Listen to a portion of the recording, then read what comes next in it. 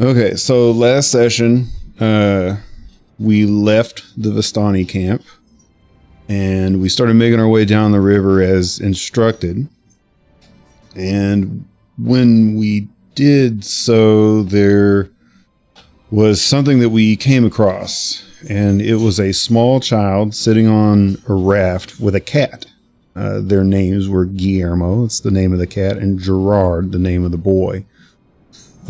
He claimed that he didn't have anything to pay the fare with in regards to the boat, which seemed odd to pretty much all of you, as rightfully so.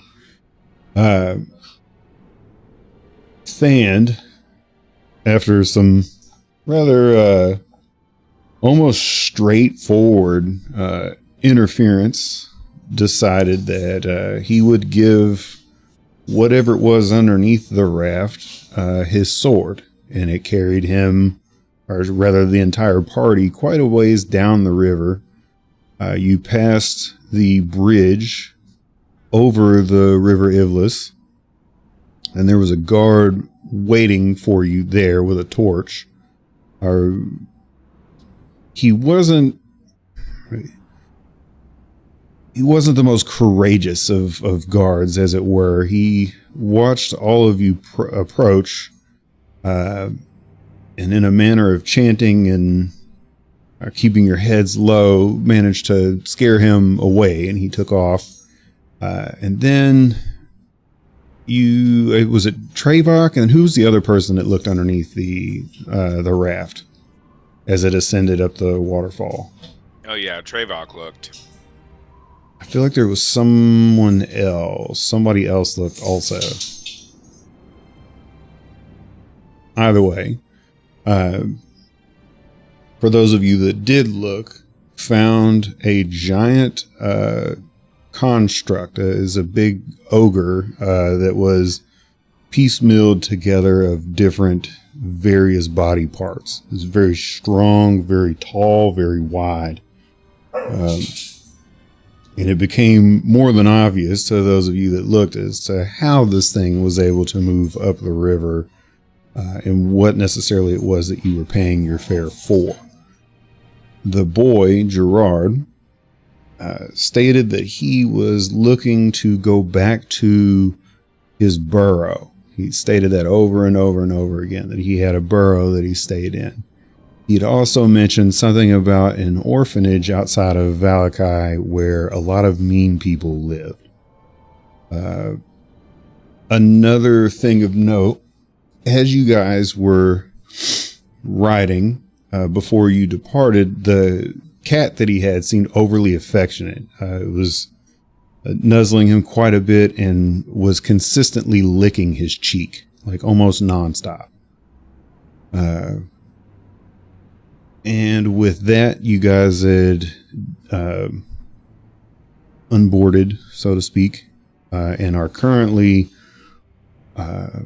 you're making your way up through the darkness into this thick forest. There is a dense fog, but it's nothing. It would impede your vision only a little. More so, like it would be more difficult to look down to see where you were going, and less of, I can't see more than 5 feet in front of my face. As we discussed the last go around, it was so dark that even those of you with dark vision could only see for roughly somewhere between like 25 and 30 feet, maybe even shorter than that, at least clearly. So with that, we begin.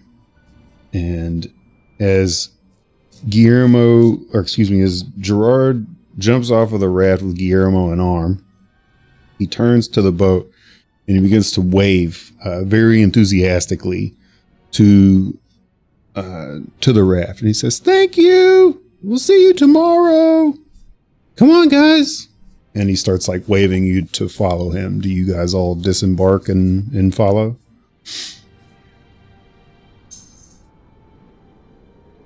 I think so, Yes. because we didn't. Where on the map were we? Because we just came down the mountain from the. So where you were, boat, and then Yeah, I don't know if you can see it. You came from this camp here where my light is, southeast of where I pulled you in. Yeah. And then you got on the, like you traveled for a little bit, but you got on the raft here and it carried you all the way up, climbed up this waterfall, and then you guys got off like right here. Right. Okay. And so with that, like I said, he's jumped off. He's waving goodbye to the boat, and he's like giddy, I think would be the appropriate term. Like he's made new friends. You're all coming to spend the night at his house, essentially, and he's very excited. How's the weather right now?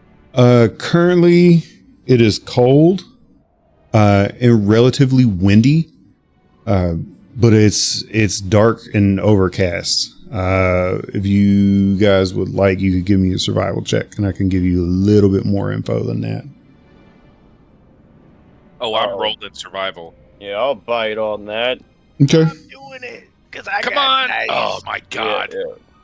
A 6. 10. I want to roll my pretty nice die I bought at that fucking con. I got a 9, but I got a +1. All right. So what were they? I heard it's 6, a 10, and what? Survival, right? Yes. Yeah. I gotta find it. 14. 14. Okay. Each of you look up, and you can see the rolling of clouds in the sky. Like those, you don't necessarily see the pale moonlight come through. There's Give me a a storm second. through it. Give me a second.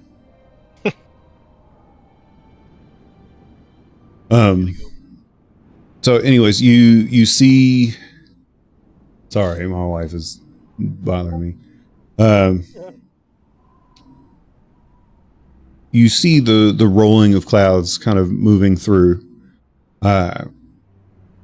You can kind of see the moonlight through them, but not really. It's pretty dim. It's really more so like on a really bright or on a really cloudy day. Like you can kind of see the sun, but it's only just like the faint glimmer. It's not like any kind of full moonlight or anything like that.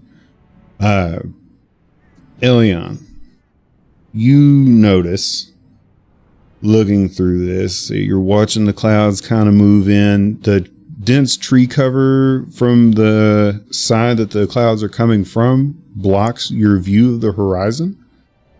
But you notice a distinct smell. It's ever prevalent here as it ever was in Helmshold, and that is the smell before rain. And you know that rain will come sometime between like 8 and 16 hours from now.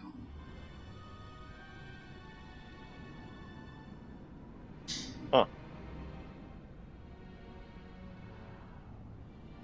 Elion, then we'll turn to the group. Kind of subtly, trying to keep it quiet so the kid doesn't hear.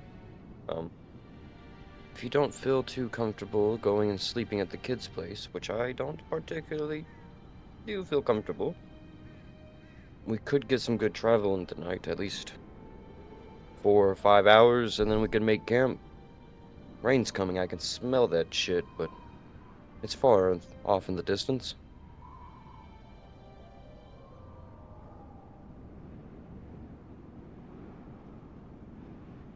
I would hate to get caught in the rain again, especially with the cool weather. How much further do we have to... Distance-wise, you'd probably be walking for probably about another 45 minutes to an hour. Given it's nighttime, it's kind of densely wooded. Guillermo's place? Gerard's place would be like right in here. So you guys are coming up here, you'll hit the dense thicket, and his burrow's about right there. Yeah, I meant like that was 45 minutes to his place? Yeah. Yeah, he's not right off of the shoreline, but he's not super far into it. Like I said, it's mostly, it would take you that while because trying to traverse it in the fog and the dark would take you a little bit of time.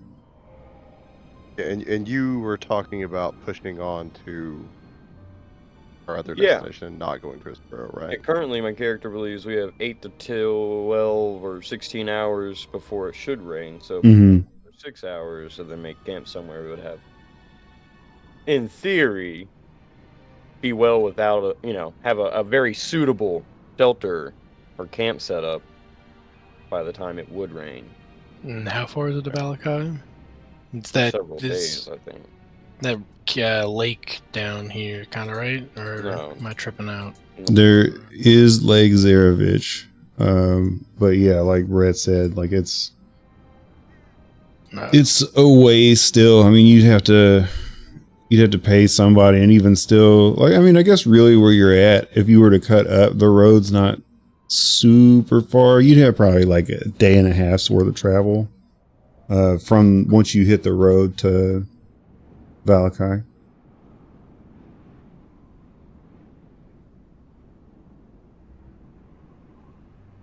Where is it that we're trying to go right now? I think is the best question. I was just going to take you guys to my place because it's, my barrow's a little safer than just being out here. Sorry, kid, not you. Oh, No, point okay.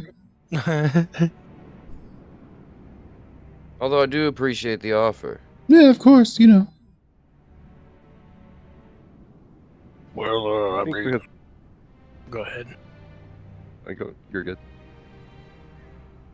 What, I think we had several different locations we were looking for. We're just going to talk at the same time every time. Yeah. Anyway, so Velakai was the closest of those.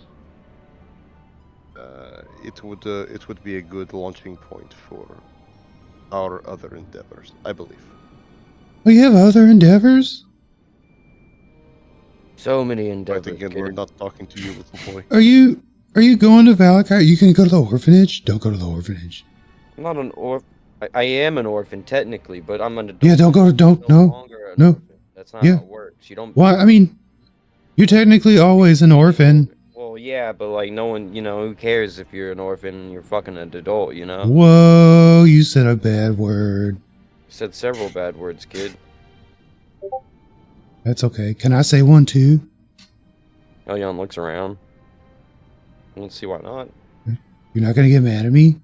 Why would I get mad Be a at you? bad influence on the lad. The headmistress at the orphanage used to hate it when we'd say bad words. Elyon turned to travel. You're gonna train the burrow kid in Valakai from Valakai, Oh no, I don't want to go there. practically raised by. I don't know actually. I don't know what the fuck's out here that wouldn't kill him. Oh, I have well, Guillermo. she says that I have to call her mother, What? but she doesn't live with me. Suspect. She brings me she brings me fare for the the raft, and then she gives me things to take to the Vistani camp and leave. I don't ever like walk in and give it to them. She just tells me to leave it in the shoreline by their camp. Have you ever looked to see what it is that you're delivering? No. Sometimes she'll tell me it's like, apples. Or like, some vegetables. But usually when she says that they smell really bad, I don't know. I don't look. Sometimes she brings me apples though, and they're really good. You should try some. This is a woman that comes to the burrow, not from the orphanage. No, she won't. She comes like by the burrow. She'll talk to me sometimes, but not all the time. But whenever I wake up and there's stuff there, I just assume she wants me to do the same thing. She's never been mad at me. She's nice. Very nice. She talks weird though. He talks like this. What the fuck? Trayvon is Wasn't just ready. like, what the fuck was that? Yeah, he kind of coughs like a little mousy cough for a second. It was kind of off-putting at first, It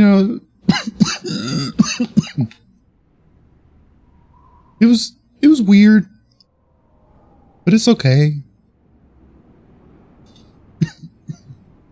Yeah, I Well, don't think we want to send you back to that place then. Why? What sort? What Yeah, sort? drink You some drank water. poison, didn't you? Yeah, I did. I got something caught in my throat. You I went hard in the what pain on the sort of voice. things does What? what sort of things does she give you to pay your toll? Oh, sometimes it's like a couple coins or, like a watch. Or, one time she gave me like this little knife and I almost kept it. But I didn't want her to be mad at me. So, I maybe her and the raft thing are friends. And I didn't want to get in trouble. So I gave it to the raft thing.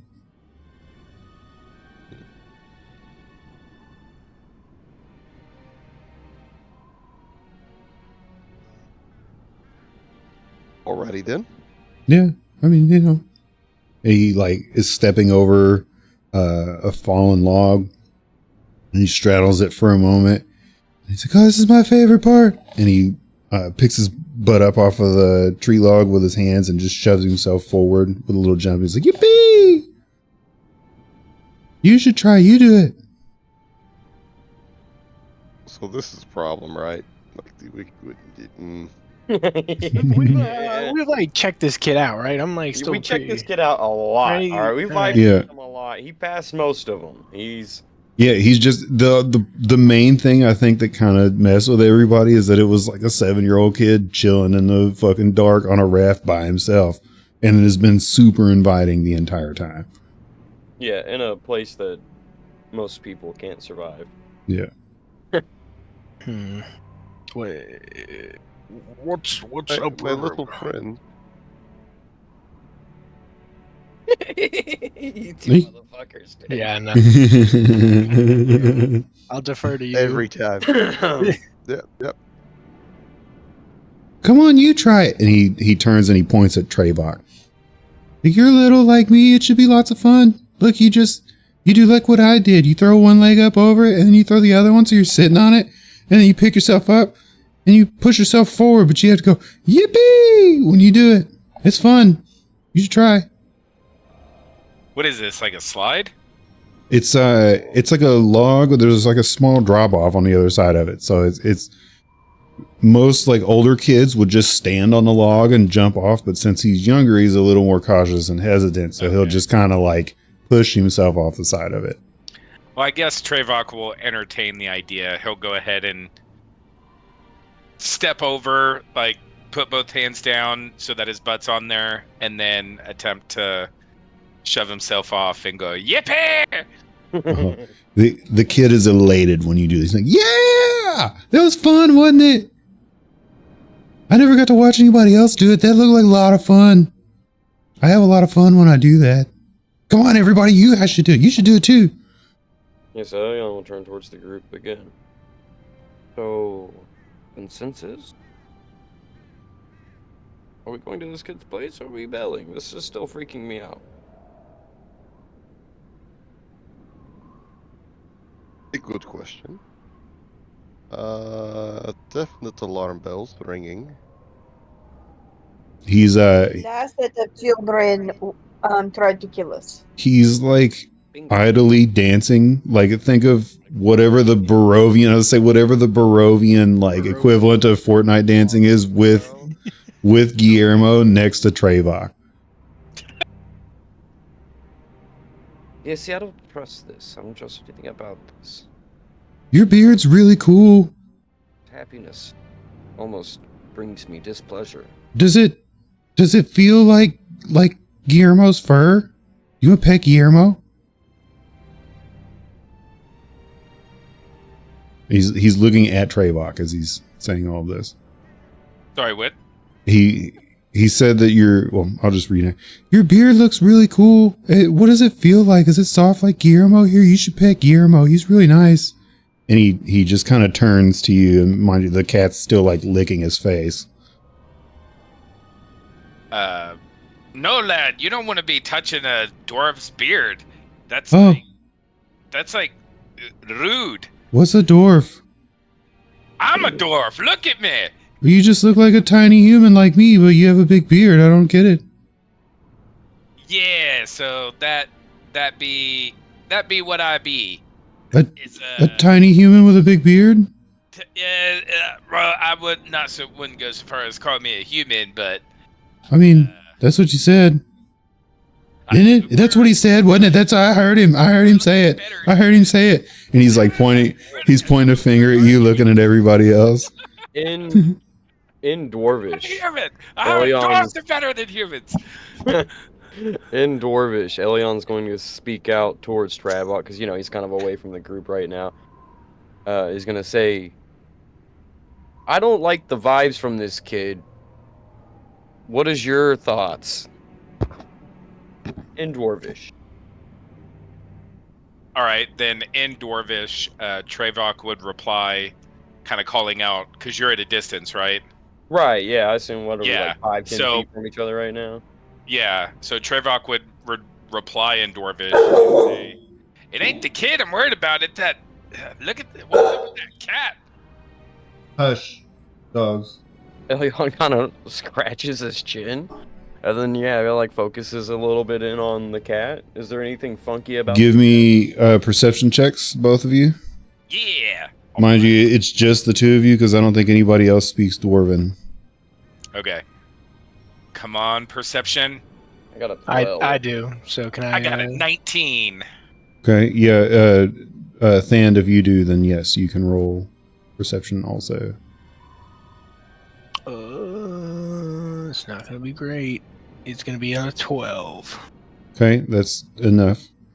12. You guys immediately recognize there's a raw spot on this kid's cheek where this cat's been licking. Okay, that's weird. And he seems kind of unaffected by it.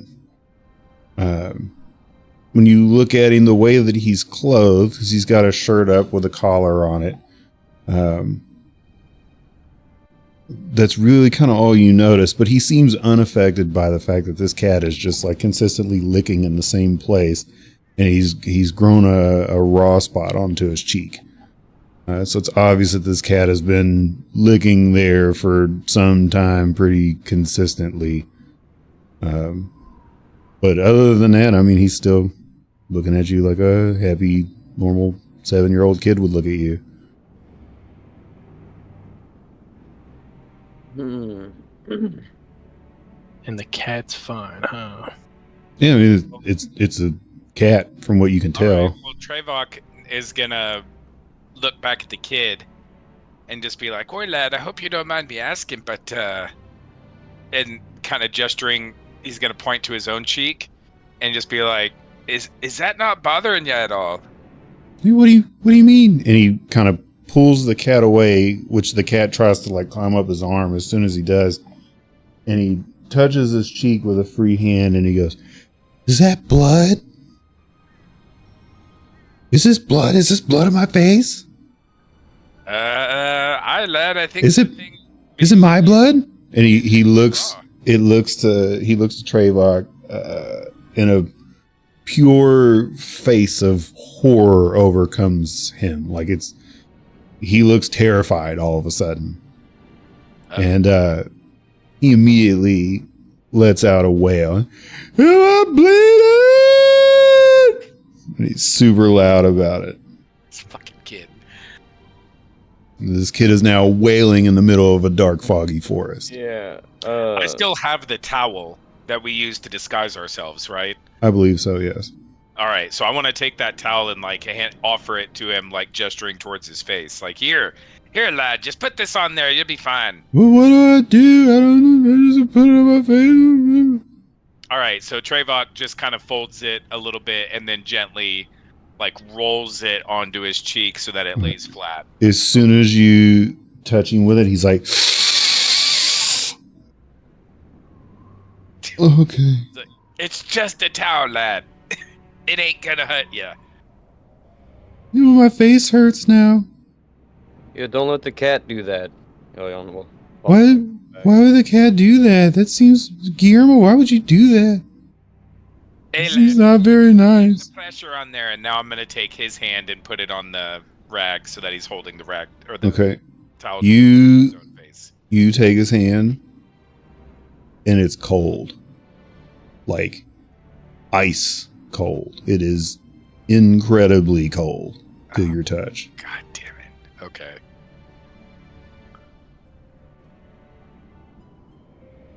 So you're gonna... I'm gonna. Cats will eat you when you die. I'm just gonna observe that for now, Okay. and slowly turn to the group, and just like raise my eyebrows a few times and like wink with one eye, like trying to be subtle about it. This Do we- feels a do we little bit pick up- better, thank you. Like that's something. Like Yeah, something do we might pick be up the wrong. alarm, the red flag that he's throwing out? Perception checks, everybody. Even Trevok. Not you, because you're the one Okay, that I'm the one we're doing seeing if they can pick it up. Okay. And Don't that one. deceive yourself. Well, Okay. 12. 7. Okay. Do you guys have torches lit? I don't. No. I do not. Thanks. No. Okay, yeah, all right. So Irene and Ismar, you wouldn't even like hardly be able to see him. Yeah, I'm fucking blind. So, Fair enough. Elion, you'd be like, what the fuck is this idiot doing? Okay. I can quick question, start to Ian. tell that they're not really getting it because they can't really see well. So I'm gonna speak in Dwarven. Yeah, I was about to say, in Dwarvish at the same time, he's gonna go, what? And Yeah. he's gonna say, "He's cold. He's cold to the touch." You'll see the realization go over Aelion's face. In Elvish, he'll instinctively turn to his brother and say, something is wrong, brother, prepare. And then in Common, he'll turn to the group. And, yeah, I think their intuitions are right. There's something fucked with this kid. We should get the fuck out of here. How loud are you saying this? Like, would he be able to hear you? Okay. So after hearing that, Than's just gonna say, The "Scale." Elvish Oh, was that's it, like bro. almost... Yeah, Elvish was in like like a normal room Yeah, gotcha. ambient, so the kid would hear the dwarf. Yeah, but it'd and the be- Elvish, but Yeah, but assuming he's nothing not- else. Yeah, he doesn't speak those. He wouldn't know exactly what's going on, Okay. and then he would lean in towards Arena and Ishmark and whisper that. All right. While you guys are... We don't. Okay.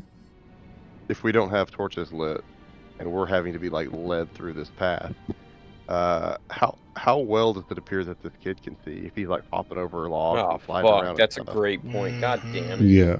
Pretty... So far, I mean, he knows this forest like the back of his hand.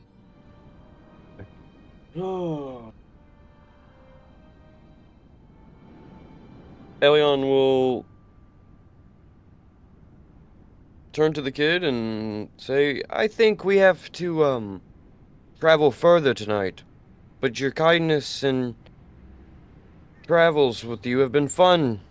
Well, I can show you a path. But I wouldn't want to be out in these woods, at nighttime. Why? Mother, What? yeah, God damn it. I told you. He whispers to the group, this is definitely fucked. I think 100% I fucked. think I have room, so my barrow is like underneath a tree.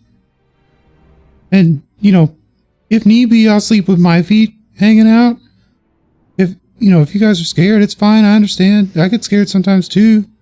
But we have to be brave, boys and girl. I have a question. At your burrow, is there a stone near that tree? A stone? Like what kind of? I mean, there's rocks and stuff. Like, are they kind of piled together, like in a pile, or No, no? no. It's just. I mean, it's a tree, but not gonna like. How long have you lived in these woods since you left Valakai? I mean, I don't like 2 moons? Peculiar. Why? What does that mean? Interesting. Oh. I mean, it is pretty neat, right?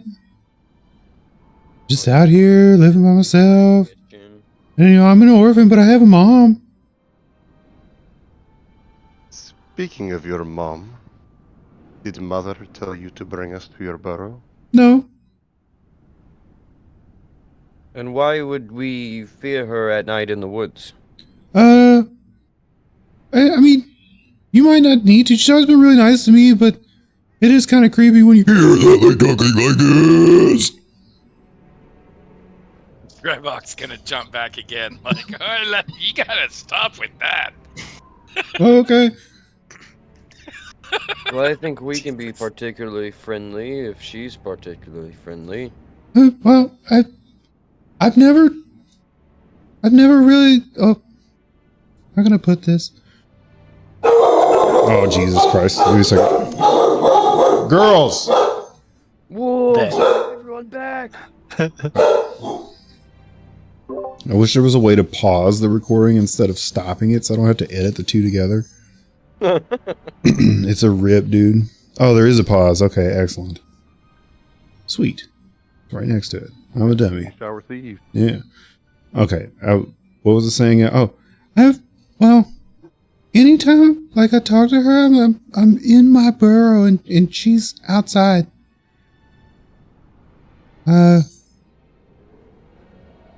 I mean, she seems nice, but you know, it's hard to explain. Like, she seems really nice, but I also get really uncomfortable when she's around.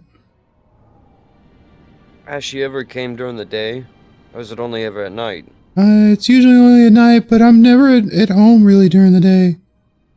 You know, I'll go run her errands, or, you know, I like to adventure and play. That's how I met Guillermo. I had a pet squirrel, but, you know, he left. I think he's living in a tree or something. It's getting kind of cold.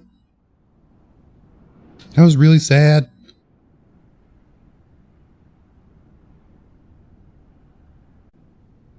But you guys should jump over the tree. The tree's fun. Didn't you think so? And he turns in and looks at Trevok. Oh, God damn it. Yeah, lad, it was something. Yeah, it's a lot of fun, right? It's funny. Especially when you go, yippee! I bet when I get bigger, I bet I'll jump off of it. Don't you think so? I bet you'd jump off of it if you were bigger too.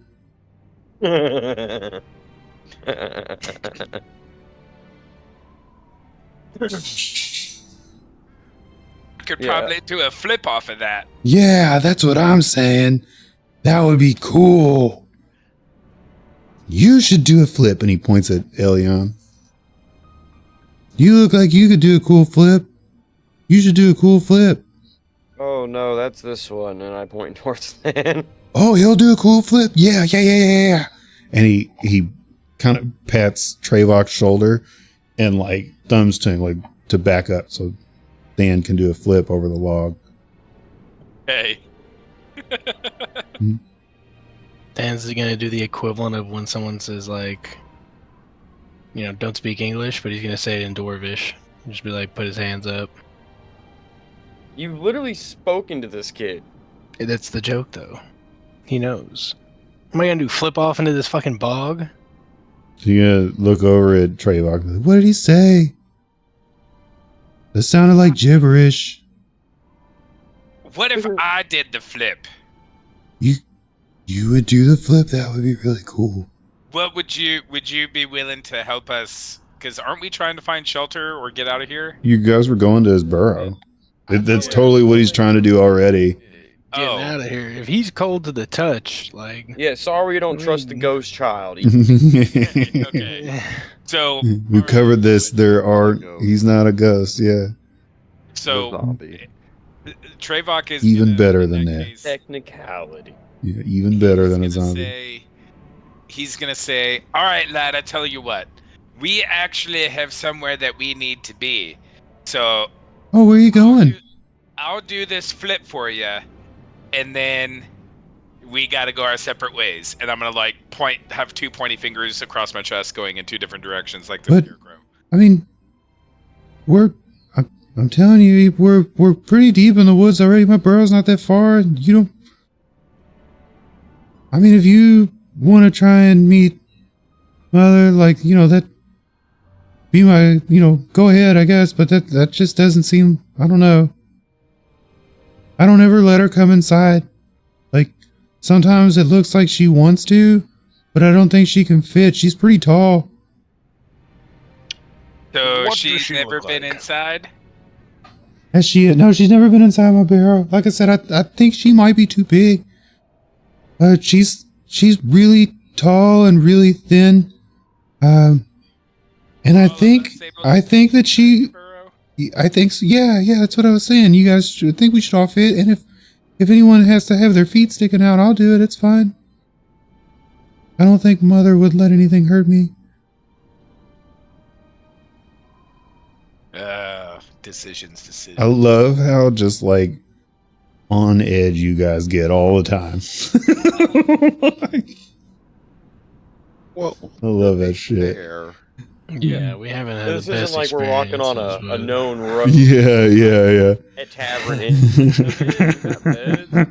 This is a kid in the woods. You did throw Thand down a staircase. It is true. I do be doing that. Staircase. Yeah. Leon will kind of like sigh and go, I don't know, maybe we should at least go look at the burrow. But look.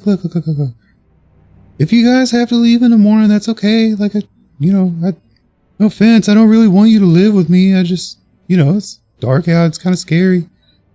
All right then, lad. I'll do a flip, and you take us straight there, no detours. Oh, I mean, I was going to do that anyways, but if you want to do the flip, that would be really cool.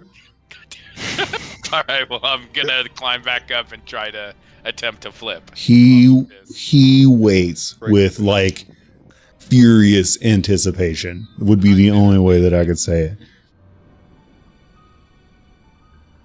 All right. Give me that acrobatics roll, dude.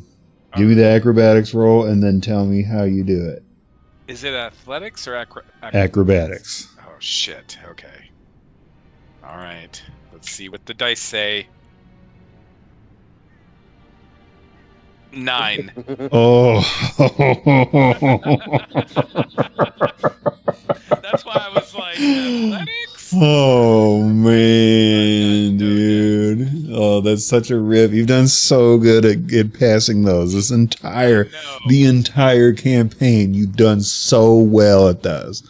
Damn. I guess all things must come to an end. You don't take any kind of critical injury or anything. The DC was a 10. So it would have been close, but you definitely do fail the roll. Giving that description. The flip and then roll back onto my butt a little bit. Sure. Don't quite stick it. And I kind of fall back. Okay. Sure. Under rotate kind of thing. Yeah, absolutely. Okay. All right. So now Trevok is a little agitated and he's like rubbing his backside, like ah. Well, hold on. No. You describe it to us, man. Take us there. Oh, okay. All right. So here's what I do. So I'm climbing. I climbed back up top, and I had both feet on the log, and I stuck my arms out to the side like I was gonna do a swan dive, and then, I know what I do. What I do is as I'm like waving my arms forward to get momentum to do the front flip and like do the curl, I try to hug my beard so that my beard isn't throws me off balance a little bit. Which is why It doesn't create the drag and block your face. I love it. Okay. All right. So you fall. Do you make any kind of noise? Do you make like a oomph or anything like that? Any kind of groan? Yeah, I would like land and like as soon as I land and like I'm kind of landing on my feet and my butt and kind of going back a little bit. So I'm like, as soon as I hit the ground, kind of a little bit rigidly on my backside. So, because I was off balance, I guess. But then I'm gonna try and play it off. I'm gonna stand up and I'm gonna like wipe down my beard. So it's, and I was like, well, at least my beard didn't get in my face. And Now I'm done. So as you flip, he's like, and then when you fall, he's like, oh, are you okay? That's what I figured would happen to me. Or, are you okay? That's what I figured would happen to me all the time whenever I do it. That's why I don't do it. That's why I sit. It's smarter to sit. But that was pretty neat. Did you guys see that? Did you see how neat that was? You gotta live a little, lad, sometimes, but it's okay to play safe as well. Yeah, I used to jump off of stuff a lot at the orphanage. Okay. Yeah, I used to jump off of stuff a lot at the orphanage, but you know, they didn't like that. Can you guys hear me? Yeah.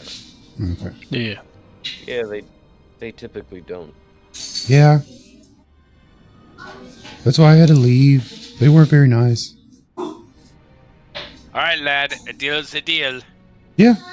Time to get moving. Yeah, come on. You just gotta get your friends to come over too, and we'll go. It's fine. It's not that much further. We really need to hurry, though. I don't want to be out much later.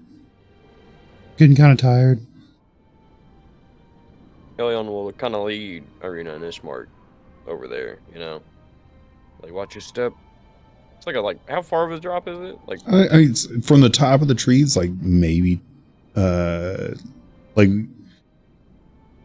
your feet wouldn't be able to touch the ground, but they'd only have to drop somewhere between like 12 and 24 inches. Like it's not a super far drop by any means. like a foot or two. Yeah. Yeah, it's like, so the log is kind of on like a dirt shelf, so to speak. Yeah, like, so it is a little bit lower on the other side, but it's not like crazy. Like you're not going to break your neck stepping over it. Yeah, I'll just say, watch your step. Like a 2-foot drop. Maybe it's 2 foot for you. Elion will kind of chuckle. It was a good try, Trevor.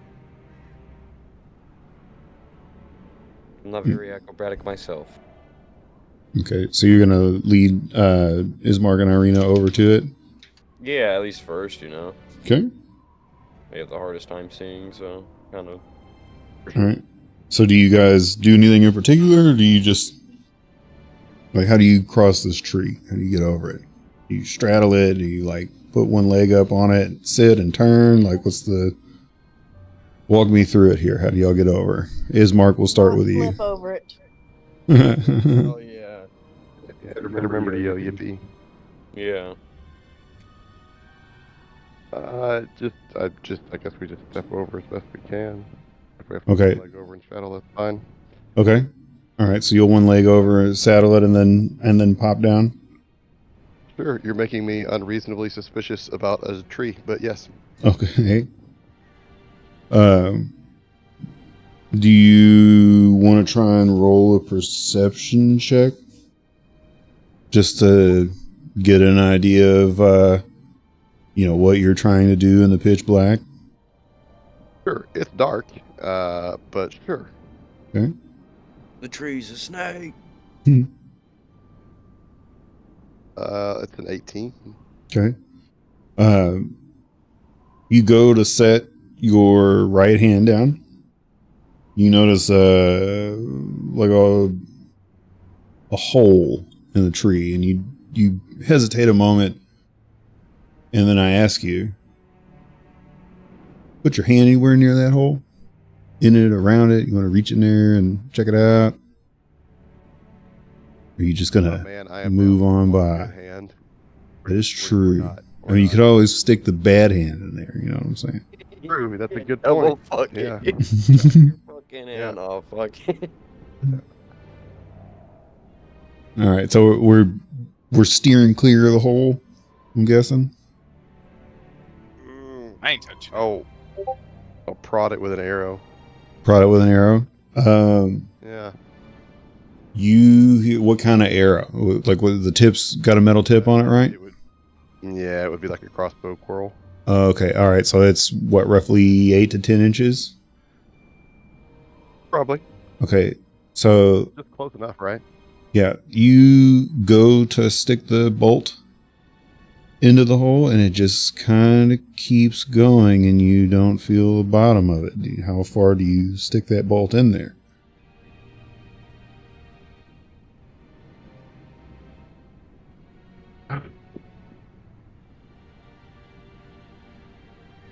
Yeah, Ian. I'll touch the thing. Okay, all right. So you're you're full sail going into it, right? You're not going to stop till you feel something on the other end of that bolt. Yeah. Okay, all right. I'll kind of wiggle it about. So am I feeling like a big hollow tree here? Yes, it is. It is hollow. I was like, when do you start swirling this bolt around? That's the real thing.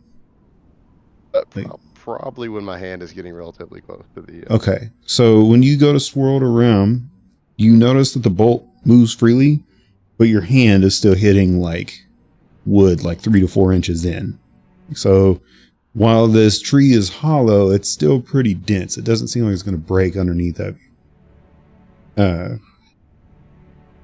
You push the bolt further and further in. You begin to feel something sticky and slightly wet from the dew on your hands. But no sooner do you do so, do you hear a clank of metal on metal from your crossbow bolt. Do you reach your hand all the way in and investigate? Of course. Okay. You reach down. You can immediately tell your hand is in a spider web, but it's not like the ones on the mountain. Like you can easily tear your hand away from it. And when you reach down through the threads of spider silk, you feel something rough. It's a very familiar feeling, the feeling of burlap. Do you grab on to the burlap?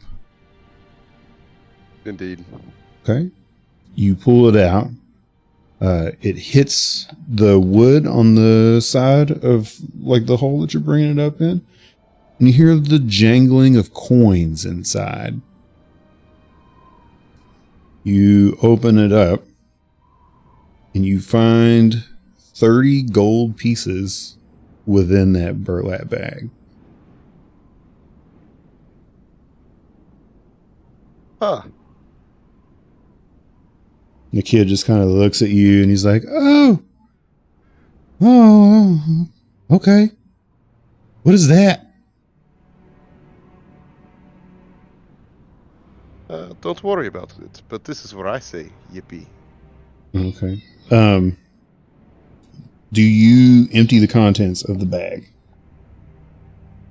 I presume. I would ask him if we just want to divvy it up with everybody. You know, Okay. provided that it's not cursed like every other thing we've run into. But yeah, I'd probably divvy it up. Okay. As you reach, so it would be, it's, 30 gold pieces. At the bottom, there's a sheet of parchment.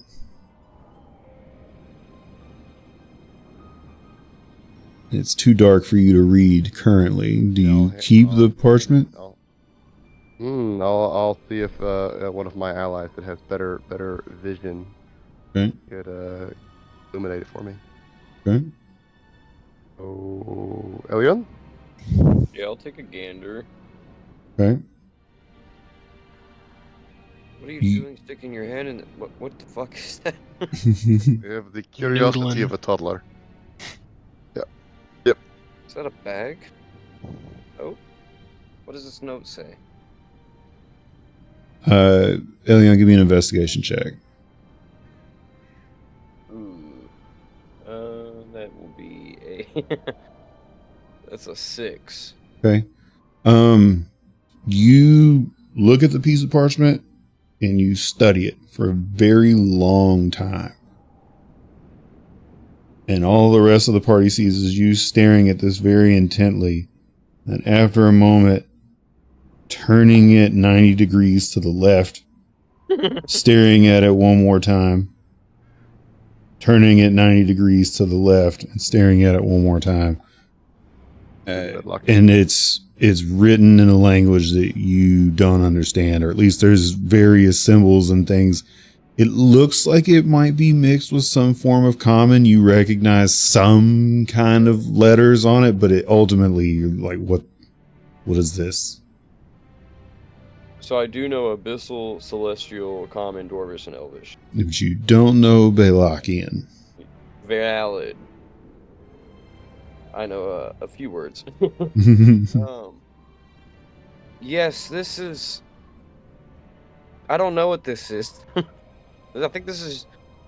Can I at least pick up from like some of the iteration of lettering that it's probably Belakian? Yeah, that's what I was saying. Like it Okay. seems it's like a weird. You've seen some of the calligraphy or the ornate lettering styles for a few of the letters in your old hymns and scriptures. It's almost like this is really, really old, but it's in a different language, if that makes any sense. Like that's the one thing you've been able to kind of piece together. It's funny, this is probably Belakian. It kind of looks like it's like almost scripture text, which would typically be very tedious and was done, you know, in pastime of people a while ago. At least that's what it looks like to me. And maybe we can illuminate it in the burrow and you could read it. Perfect. We'll take a closer look then. The rest of you, or all of you, may take 6 gold pieces. Yay! Fuck. Do I get some too for the fair? It's okay if not. No. Oh, okay. That's fine. No. How many do we get each? 6. 6? Yeah. I'll give one of mine to the kid. He's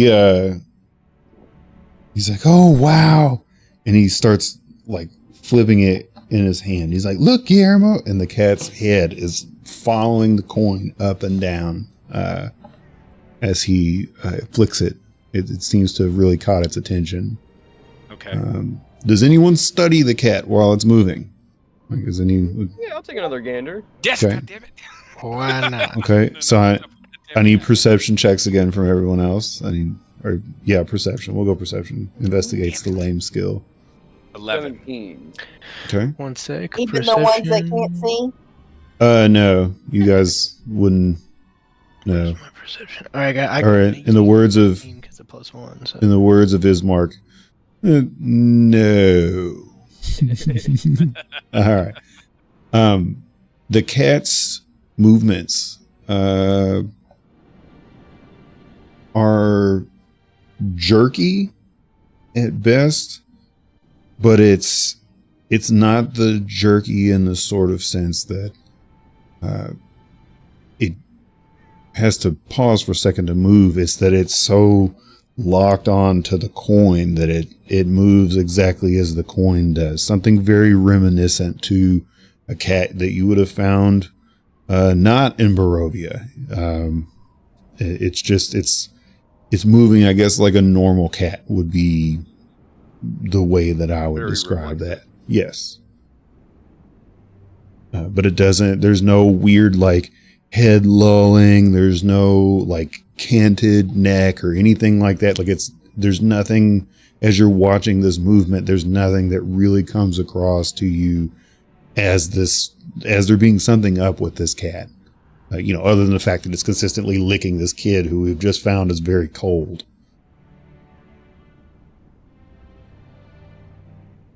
So with that, Gerard looks at Ismark. Ismark, did you step down already or no? By this point, I would have. Okay. So he looks up to Irina. Ma'am, it would be impolite for me not to offer to help you. Do you need help getting over the log?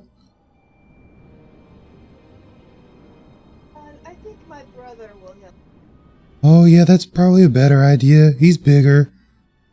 You should offer to help. That's pretty impolite of you.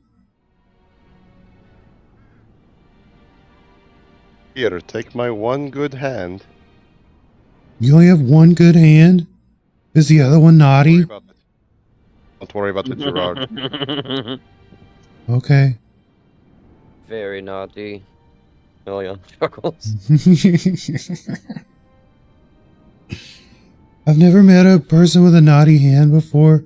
Does he try and hurt you? He says, looking at Irina. No, he does not. Oh. Well, then how come he only has one good hand? Here, look. And I will kind of unwrap the bandage and... Oh, wow. Yeah. How did you do that? Forgot my pot holder. Oh, you cook? Anyways. What were you making? Were you making bread? I love bread. We should get going to that burrow. Yeah. Really Yeah. get going. Yeah. I don't have any bread there, though. Do you have Yeah, bread? No, none. Gave you Darn one it. One of 2 apples that I had. Oh, okay, yeah. I bet that apple was really good, actually. It was delicious. Thank you. Yeah, no, But we should get going. You guys should come on. yeah. Help her with your good hand. Don't help her with your bad hand, with your naughty hand. I don't think that would be very right. Okay, so Irina, how do you get over this?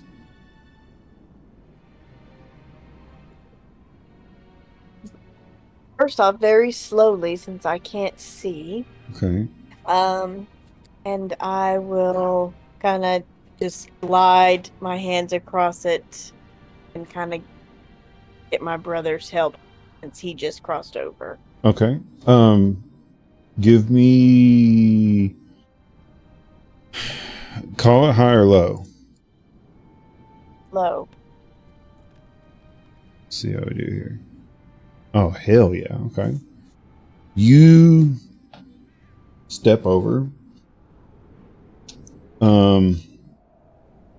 And there is a jangling at your feet. It is a strange jangling. You step on it. To you, when you step on it, it feels very much like a rock that is on unstable ground.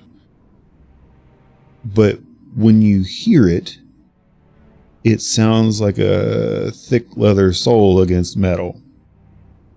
And then you hear the scraping of metal against stone. Does anyone go to look at where she just stepped? Yeah, I'll look. Okay. When you look down there, in a conquistadorian style cuirass, there is a man that has been crushed by this tree. The log rests pretty much just beneath his sternum, down to, well, if you were to look over on the side that you are on currently, there is a pair of boots that sit untainted underneath this tree, and on the other side is the man's nipples and head region. And his arms would be pinched underneath the tree itself. Assuming it's like long dead, right? Yes.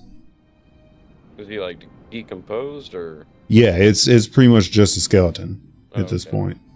You threw me off by referencing nipples, so. Yeah. He had a sword? Not one that you can see. Potentially, maybe, but more than likely it's crushed underneath the log that's there. He does have a helmet, and he does have boots.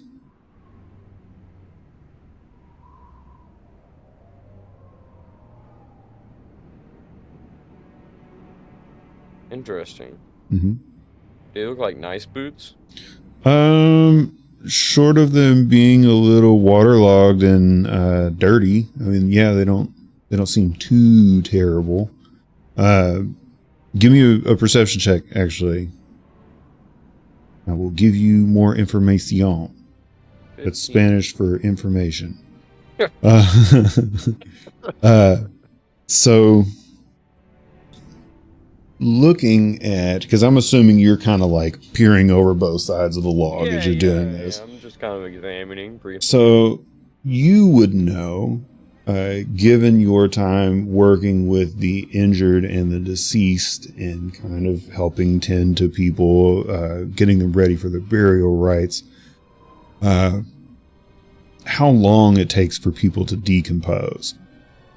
And you would wager that old buddy has been laying here for, had to have been at least a couple months. And that's even with the idea that there would be things that you have seen and have heard in this realm, plus whatever your imagination could dream up, whatever eldritch horror, nightmare, whatever. This guy had to have been laying here for a while. Yeah. But his boots and his helmet aren't really in any sort of disrepair. Like, his boots are a little dirty, but with some polish and a wet rag, you could probably shine them back up pretty nice. And the helmet, although it has like a small dent in it, probably from where the tree fell on him, is in good shape. It's not rusty. The leather straps that would go down for a chin strap are in decent shape. They don't look like they need much more than a light oiling. Like, you could easily pick these things up and put them on, and they would probably serve you pretty well. Really don't want to look at Than. What is he wearing? What kind of boots? You got a helmet on? I don't think anybody's got a helmet currently. No helmet. I do have leather armor, though, at least right now. Mm-hmm. I would say that Than's leather armor is in worse shape than the things that this guy has on by a noticeable amount. Hey, brother, pick those things up. If they're cursed, no harm, no foul. You already got a few. Yeah, what's another to the pile? Let's go over there. Okay. Yeah, I guess this is a decent time. That sword hasn't come back, right? It's not. I mean, you're feel free to like pat yourself down and find out. I'm patting myself down. Okay. Currently, no, it's not back. You are Want you to reach into the hollow of the tree and just pull out that sword again. It's hilarious. you're unarmed currently, right? You don't have any other weapons? I think I might have like a club. Okay. No, maybe I'm in that. Yeah, I think you have like a. Somebody had like a mace haft or something that broke. That was Trevok, I believe. Okay. Yeah, I thought he upgraded to. I did have a Regardless, weapon that broke, but I got something else. It was a short sword, wasn't it? Yeah, I think so. Somebody gave you something along those lines. Because I don't think Ismark needed it anymore. Yeah, I still have it listed as an ornate mace, though. Okay. In my character sheet. Okay, yeah, the ornate mace is what broke. That's what you, that's the club that you have. Like, you were basically just walloping people with that. But you did get a short sword, that much I remember.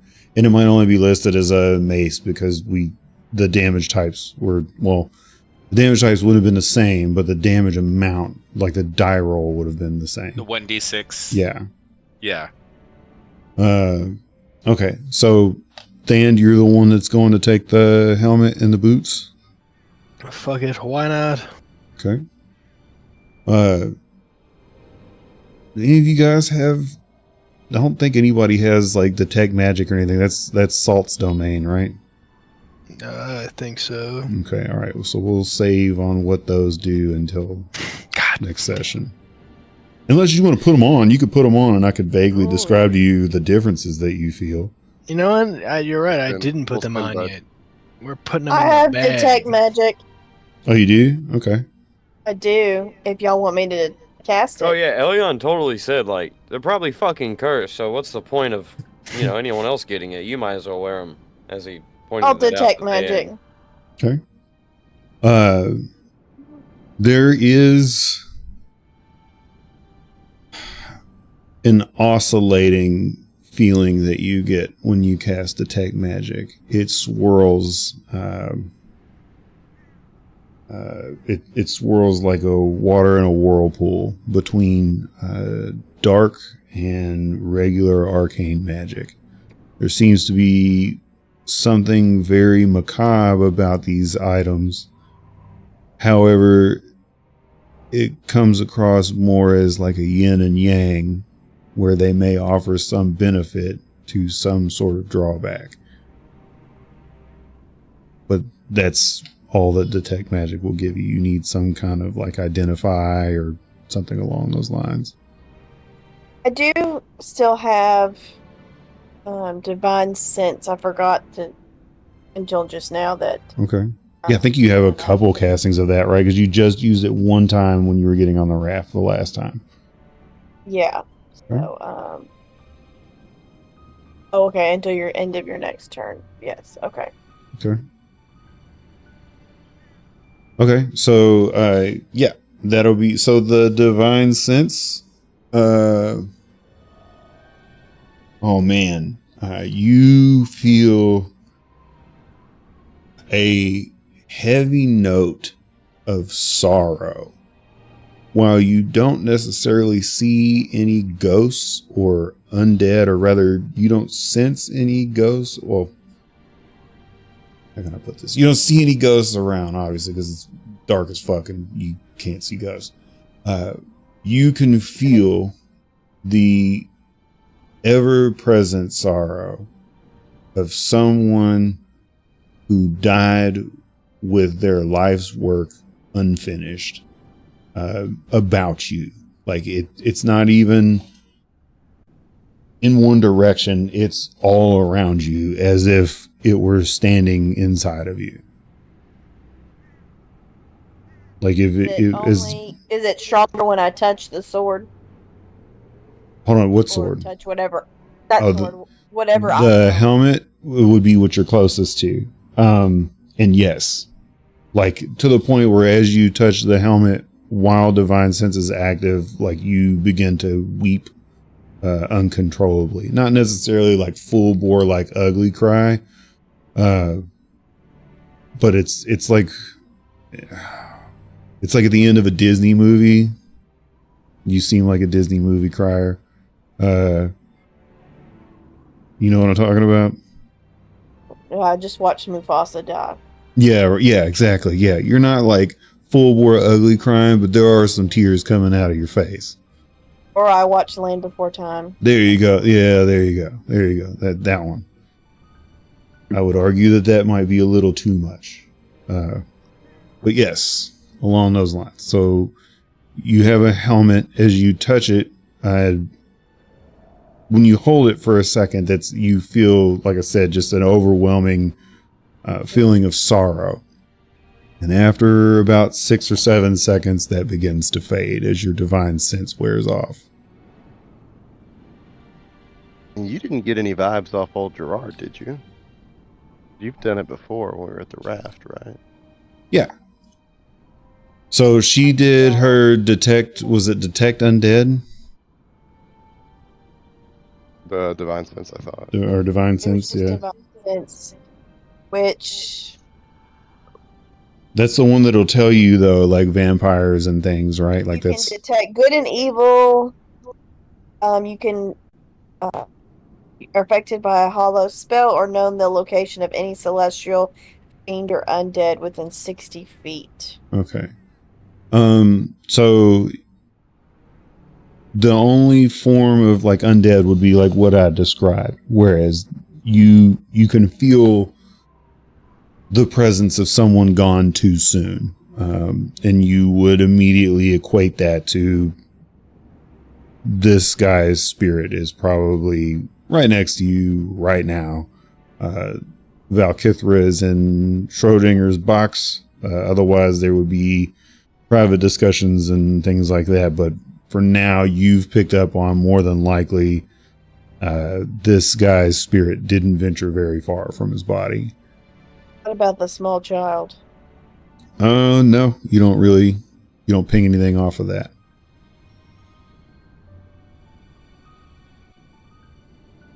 I forget the specific description when we did this last session. It's not necessarily that you don't pick up anything from Gerard, but you don't get a sense of overwhelming evil, nor you get one of overwhelming good.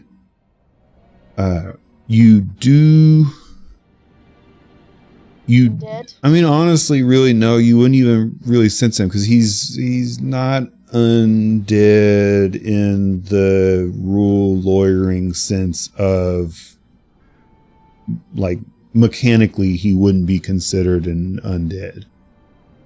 We'll get to what he is later on, but he's currently not pinging on that. He's just a very cold little boy. Yeah. Anyways.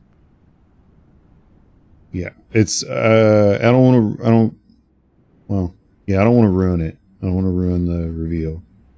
But he currently, your divine sense is not even really picking up on him. And the fact that you know that he's there and you're not really bringing anything off of it wouldn't guide you one way if he was evil or good.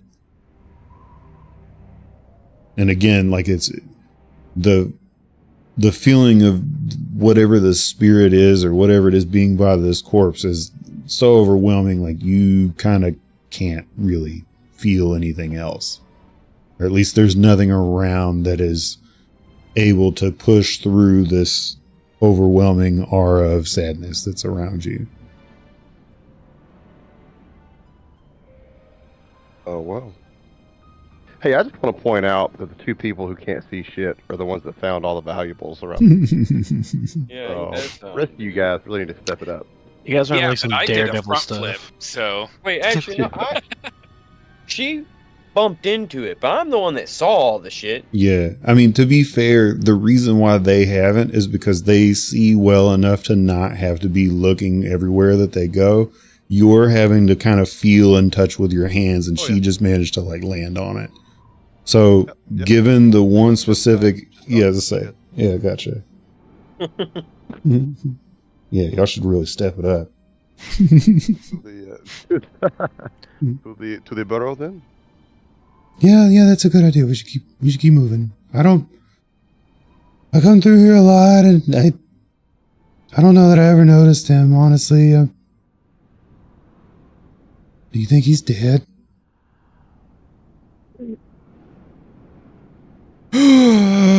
He's dead, isn't he? Oh my god.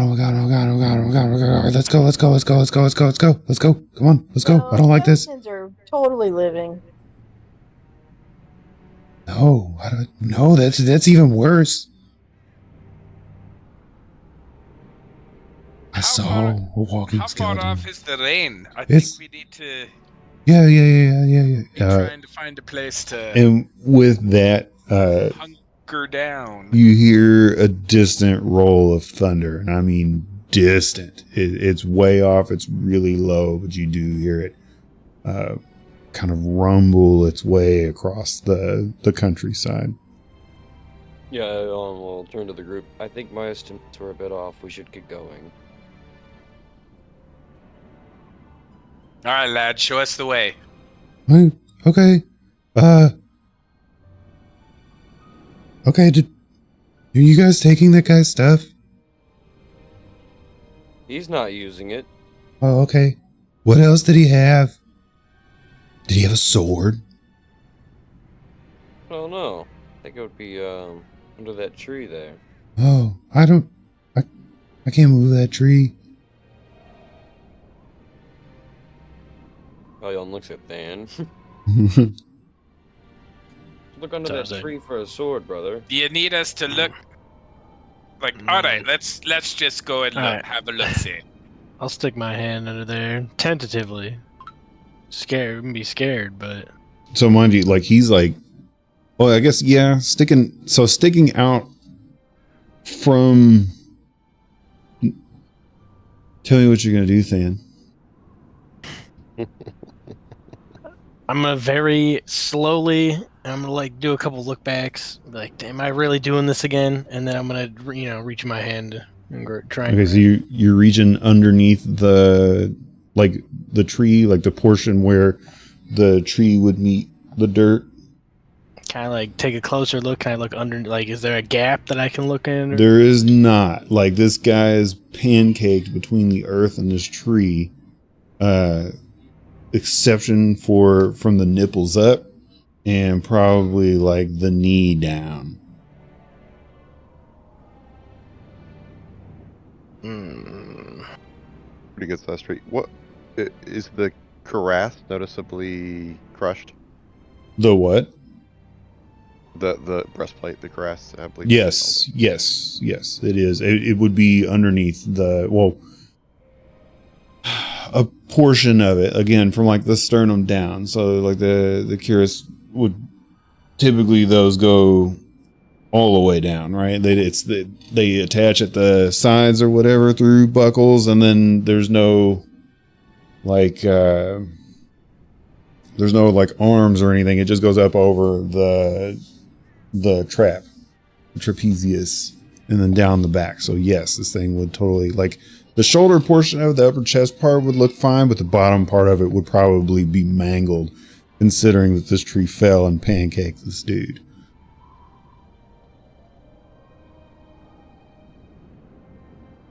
Got fucking monster trucked by a redwood, you know what I'm saying? Jeez. I have a sound effects for this. Oh, let's hear it.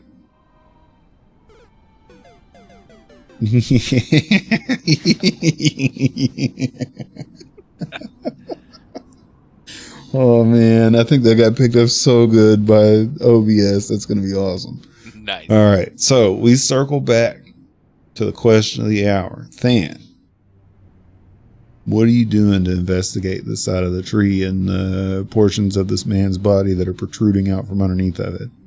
I guess looking around for right now. Are you trying to like see if there's anything else tucked underneath the ground in the tree, or are you just kind of checking this dude out and seeing what else is lootable off of his corpse? A little bit of both, I guess. Instead of using my hands, though, can I like feel around with my feet, like give a little touchy toe, be like, see what's going on? Sure. As you slowly move your foot across, something takes off. You can hear it skittering in the leaf litter on the ground below, and it bolts across your leg and runs straight towards Elion. Elion, I need a dexterity as like a reflex save. I need a dexterity save. Oh no! It's a natural one. Oh, rip, dude. So Elion sees it. It bolts right past him. He cocks his leg back and kicks for the fences. It's like a falcon kick. He whiffs. It's nothing but air. Falls back onto his back. You look around, you hear the scraping of leaves off in the distance, and it just continues on.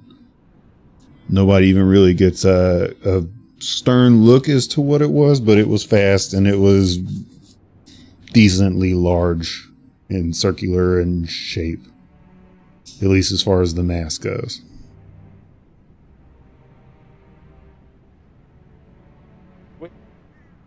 I don't know what that was. To the burrow. Find a fucking sword. Dan, do you keep poking around? I mean, yeah, that thing skittered off. I'll Okay. maybe kind of stoop down. Okay, so you feel the tapered tip of a sword scabbard. Give me a strength roll.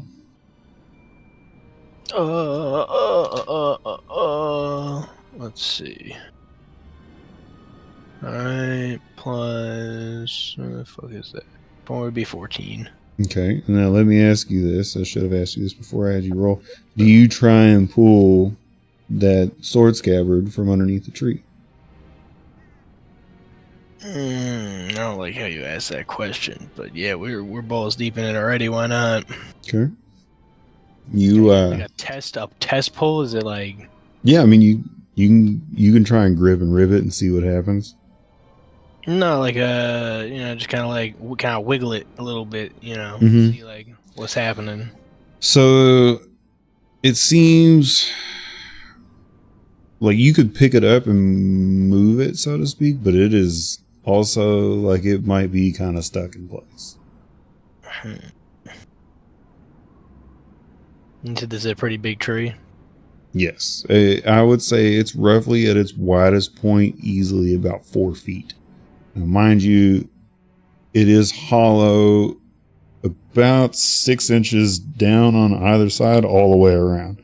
But it is a gargantuan tree.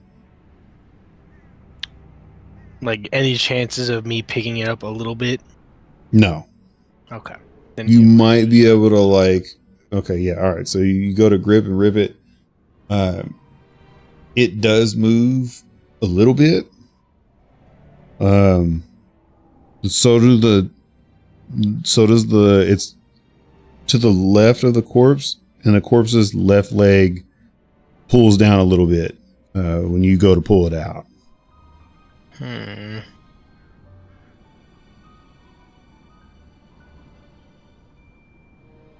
And how close is everyone else to me right now? Elion's right next to you. Everybody else, including Gerard, is probably about 4 or 5 feet away. I'm gonna give him a kind of a raised eyebrow look. I mean, when you pulled it out, it just moved the leg because you pulled it out, or the leg moved seemed rather. It moved like they're connected. So as he pulled one, the leg kind of shifted a little bit in the dirt. Like maybe there was a belt that it was stuck on. Get that fucking sword out, brother. What are you doing? Fuck it, I'm pulling it again. Okay. You go to pull it out. And it kind of... It jingles at first.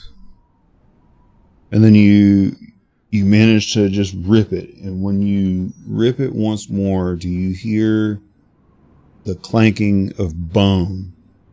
Like you had just severed this thing's pelvis from its spine, basically, or this guy's pelvis from its spine. God damn it. I said get the sword off him, not fucking desecrate his body, brother. Jesus Christ.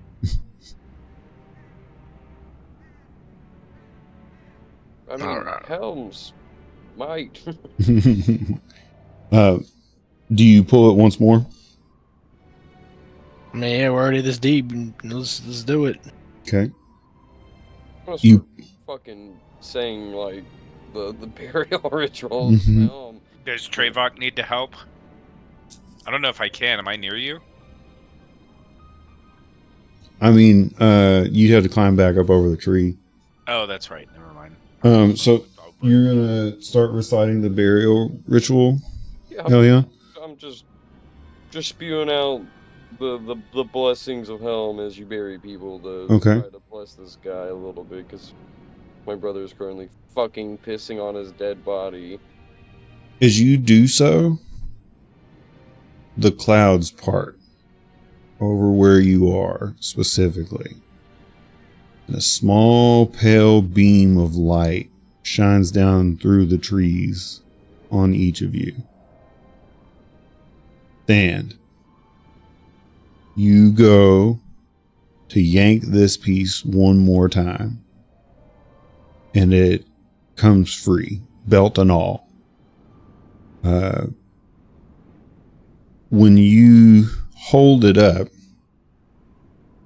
you see that the handle is kind of bent and canted to one side. And as you hold it up, the blade tilts forward. Think like Count Dooku's lightsaber. So it is off center, but isn't necessarily unusable. Do you keep this sword? Can I inspect it for any, what's the vibe off this sword right now? Okay, so you want to do Divine Sense? Yeah. As you do so, there is an overwhelming feeling of joy about you. Very, very upbeat, very jovial, I guess, and grateful aura that you feel about you. It's coming from the divine sense. Yes. The sword itself, you don't have detect magic, but yes, that's divine sense. That's what you're picking up, which is very peculiar for Dan, because any other time that you've used it, think of like old school television where the signal's not coming in very well. It's real kind of grainy and it's incredibly overbearing. And this has been not that. This would be more akin to where you would have used it at Helmshold.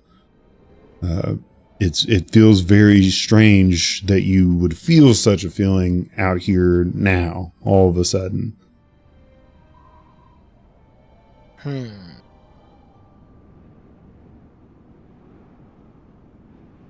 Yeah, I'll keep it. Why not? Okay. And you gonna take the boots too? Yeah, we're taking everything. Okay. All right. So you have a canted sword.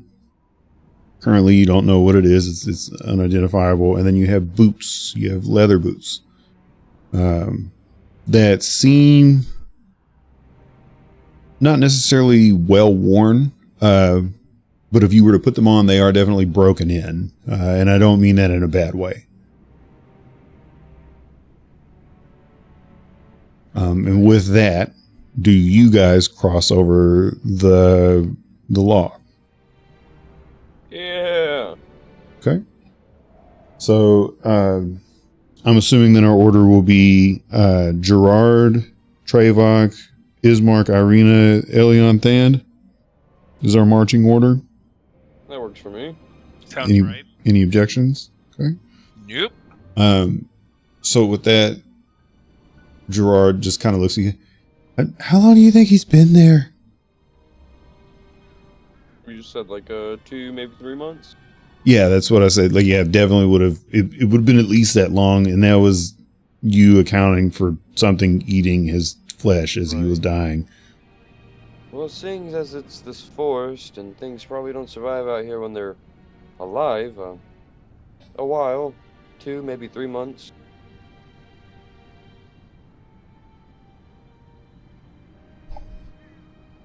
Oh wow, that seems like a pretty long time. Right. Okay, all right. Well, let's I mean, he's there's nothing else we can do, right? What do you mean?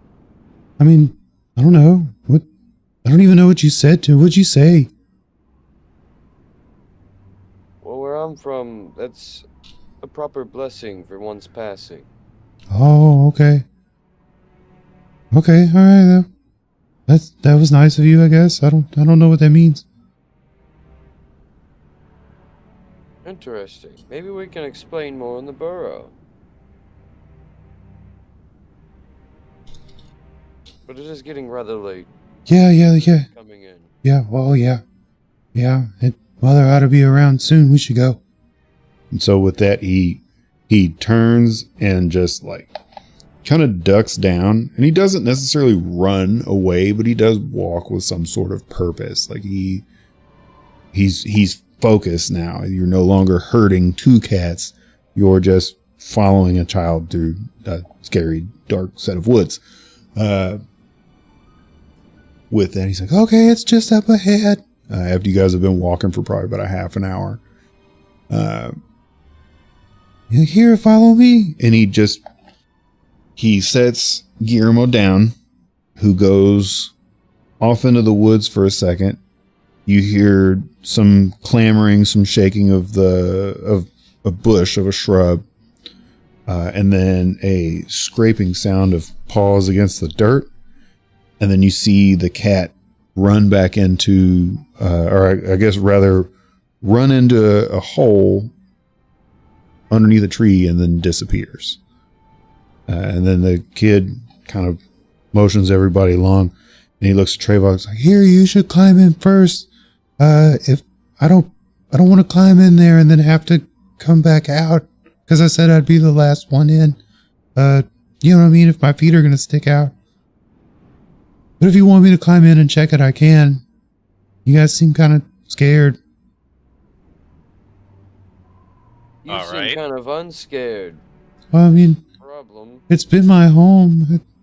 Mother scared me a little bit at first, and I don't know, she hasn't hurt me, so it just, I don't know, it's hard to explain.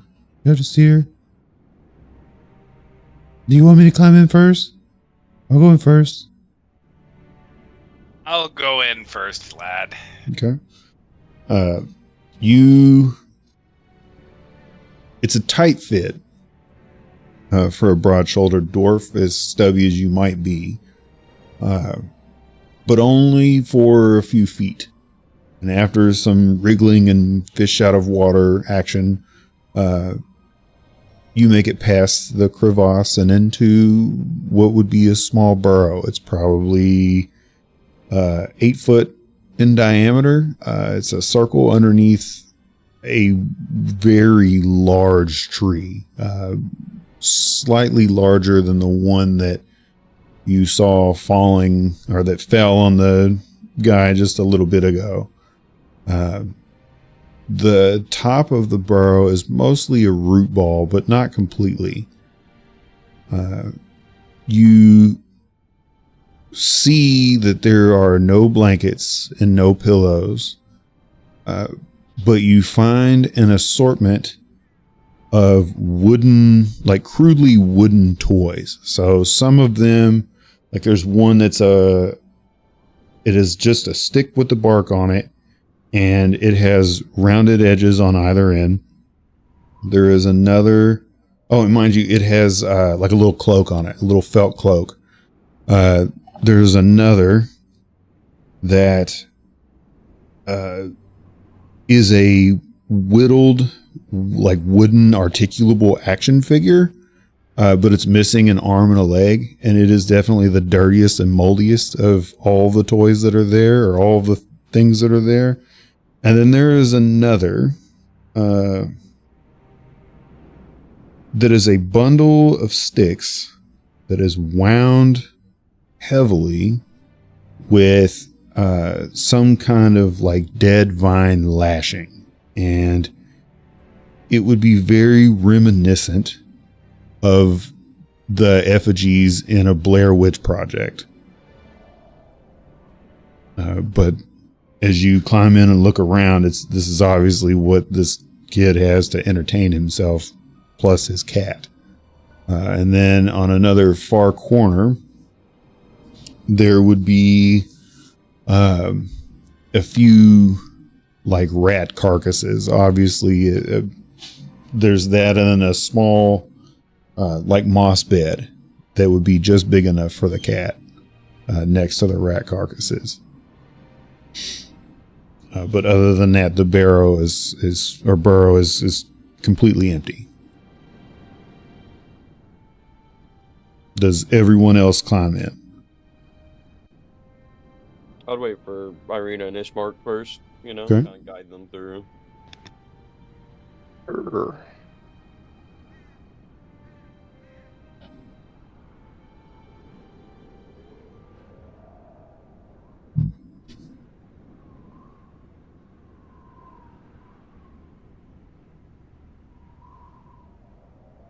Ismark, Irina, do you guys climb in?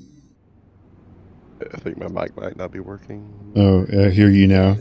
We said yeah. Okay, all right. So you guys climb in.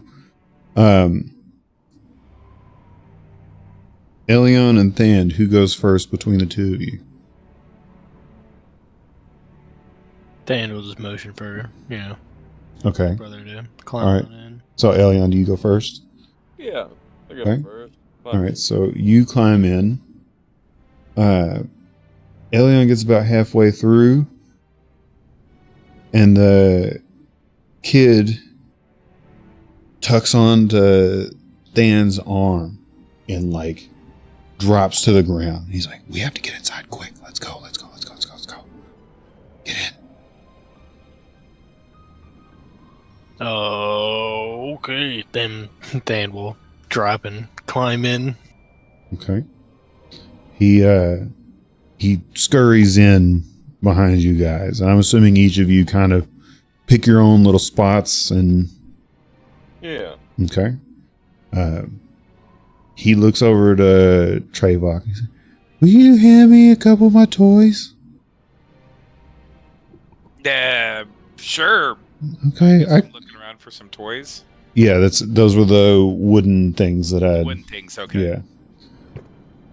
I can't sleep without admirable brass. And he takes the tree log with the cape on it, and he reaches up into the root ball, and he pulls down the tiny little felt pirate hat, and he puts it on top of it. Okay. And he snuggles up, and he just looks at each of you, and he's, Mother will be here soon, I'd bet. I heard something out there, but I don't think anything can get in here. It's fine. I've been staying here for a while, and I've been okay. So if I don't know if you guys want to sleep or, but we should be safe here until morning. But if you hear Mother, try not to, be scared. Valid. He looks to Travox. What's your name? My name is Trevok Bainesbeard.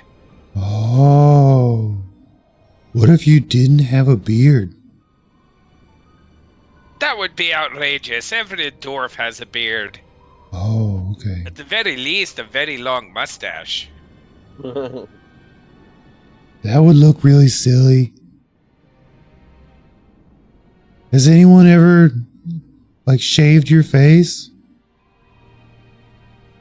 No, of course not. Why would it?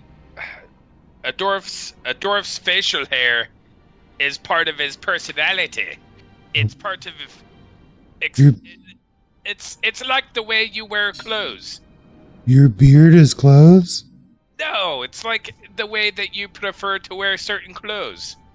Dwarves generally prefer to have very large facial hair. Well, I just wore these clothes because this is what they gave me at the orphanage, and they told me that I had to wear them. Just nobody ever told me to take them off, so I just kept them on. Been cleaning them? No, I don't know how to. Oh, lucky for you, I got some soap in my pack here. Okay. So I should take this time to state that the burrow doesn't necessarily smell horrible. It smells of heavily of earth. It's very earthy smelling in there. Not necessarily of grave or rot or anything like that. Like it just smells like freshly tilled dirt. And that's really about it. That's the only waft that you get. There's some kind of rancidness from coming over from where the cat area is, but that's probably just the things that it's been hunting and bringing inside and eating. Is there any water, or a bucket or anything? No. Oh. I don't know. I'm gonna wash his clothes then. I don't know. All right. Well, then I'll give you this bar of soap. And Oh, okay. the You know what? The next time you get near some water, you jump in the water and you rub this all over your body and all over your clothes. Oh, okay. Do you think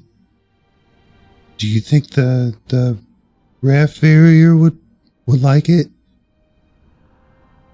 It doesn't have much value in terms of coin, but Oh. it'll make you smell better. Oh, he's always just so nice to me. I just wanted to be nice back. Sometimes if mother brings me more than one apple, I'll share. Even if I pay the fare, I'll pay the fare and then I'll give it an apple too. He seems pretty nice, don't you think so? He seemed to do his job pretty good. Yeah, he's my friend. We don't talk or anything, but I ride the raft a lot.